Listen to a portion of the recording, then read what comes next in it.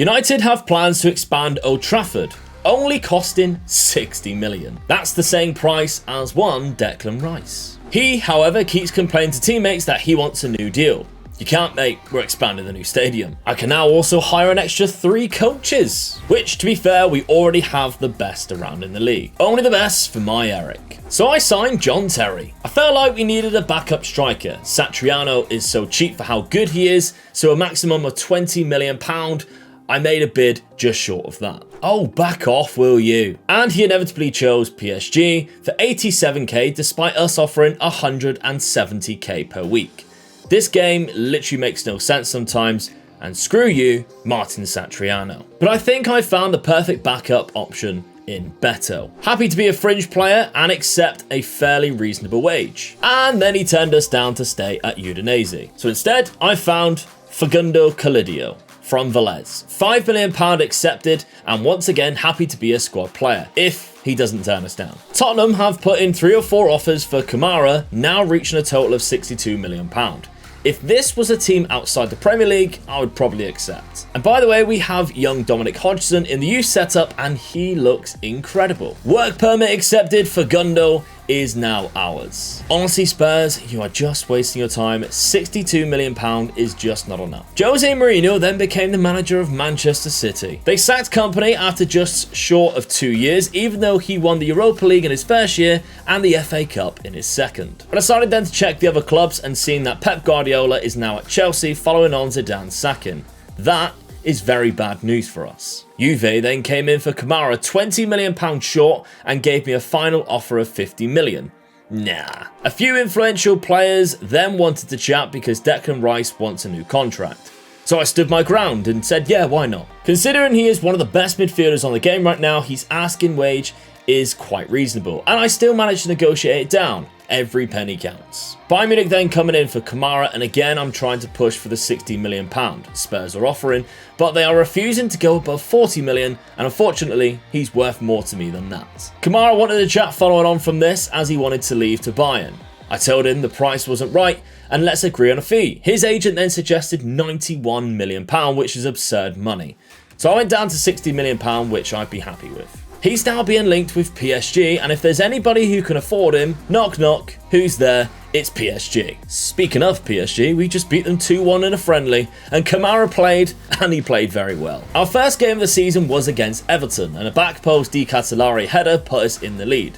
But unfortunately, Calvert-Lewin equalised with a header of his own, and that's how the game ended. And that's not a good start when we know Liverpool and Chelsea are going to be very hard to beat this year. Everton should be a 3-point win. I found this player at Atletico simply through attribute searching, and his agent told me of his rather reasonable release clause, from which I quickly activated. I'm thinking as a squad player for Eric's diamond formation, mainly when Bruno or Rice are unavailable, and he's agreed to sign for 57k a week. Chelsea demolished West Ham in the lunchtime fixture, and we face Leicester. Rashford opened the scoring with a great strike into the far corner. He then broke down the left to supply Raspadori with the second. Great head. Patson Daka pulled one back for Leicester, but Raspadori is back from his injury and he scored yet again.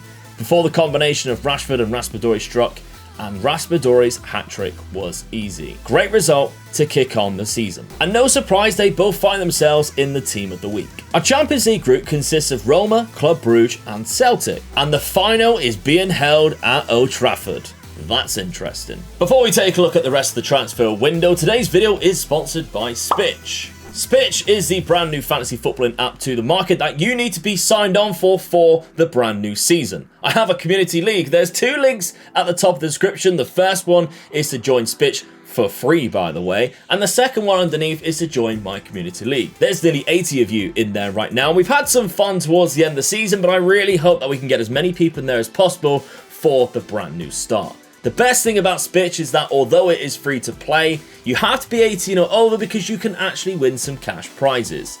And not to mention as well that there is an unlimited amount of transfers throughout the whole season. Every single week you just pick a brand new team. It doesn't limit you to a certain amount of transfers. You do, however, have to be from the UK, Germany or Austria to manage to sign up to SPITCH to begin with, but hopefully there's some more countries that will be unlocked for SPITCH very soon.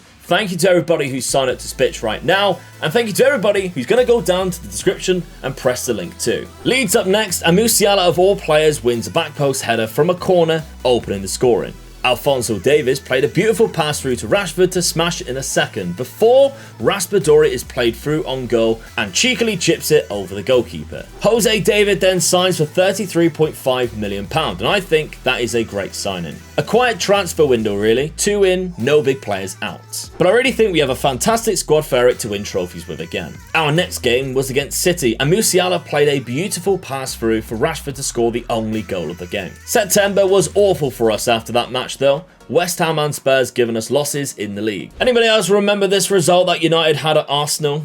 Yeah, we beat that result. 9-0. I shall let you enjoy all of these goals fly in, all 9 of them, while I tell you some hilarious statistics about this game. We only had an XG of 3.8 goals, yet we scored 9.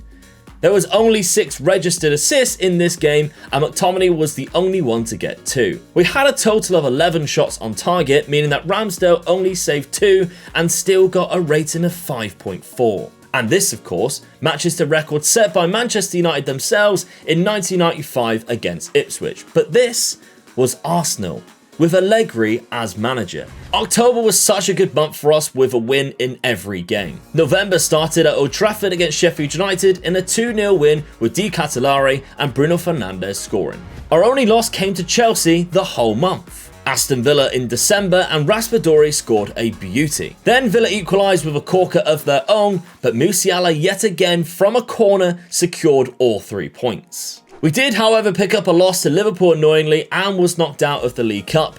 I do, however, love that Eric is constantly switching formation from the 4-2-3-1 to the diamond. It makes us very unpredictable. We topped our Champions League group by 3 points, but once again trailed to Liverpool in the league, and unfortunately have to play Bayern in the first round knockout stage. David De Gea is out of contract in the summer and wanted another 3-year contract on over 250k a week. Now, I'm not down for that one, Dave. Dave is also rejecting offers from Shakhtar for £300,000 a week. Real Madrid then put in a £117 million bid for Jamal Musiala. Even if they doubled it, I'd still reject. Alright, I'd probably accept 200 million, but still. 4 championship clubs then offered above £20 million for Diego Dalot. A lot of money from that league, but we accept the one where we don't have to pay anything towards the wages from Fulham. And then Dalot left the club. I didn't realise, but Musiala only had 18 months left on his deal, so I gave him a huge new contract. Just think, £117 million when he was on his last year. Expensive, but the 22-year-old is just so good, I can't deny that. He then scored the opener to celebrate his new contract in a 3-0 win against Brentford.